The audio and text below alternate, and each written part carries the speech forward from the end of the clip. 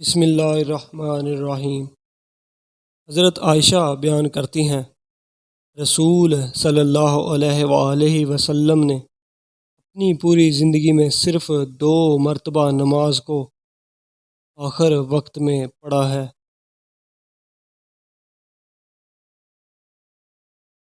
روز قیامت بندے سے نعمتوں کے بارے میں سب سے پہلے یوں سوال کیا جائے گا کہ ہم نے تیرے جسم کو درست نہیں بنایا تھا، اور کیا ہم نے تجھے ٹھنڈے پانی سے سیراب نہیں کیا تھا۔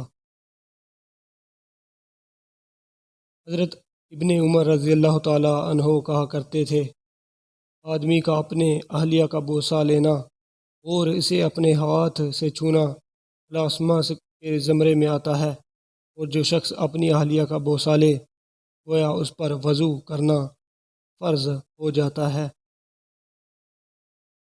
اگر مجھے اپنی امت پر مشقت کا اندیشہ نہ ہوتا تو میں انہیں نماز عشاء تاخیر سے پڑھنے اور ہر نماز کے ساتھ مسواک کرنے کا حکم دیتا۔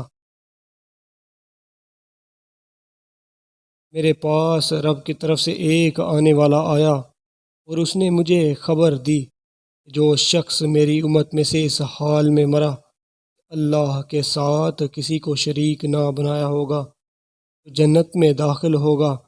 میں نے کہا اگرچہ زنا اور چوری کرے، اگرچہ زنا اور چوری کرے۔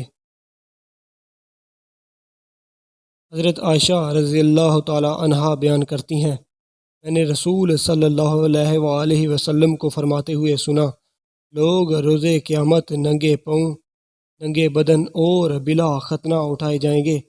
میں نے عرض کیا، اللہ کے رسول، مرد اور عورتیں اکٹھے ہوں گے، وہ ایک دوسرے کو دیکھیں گے۔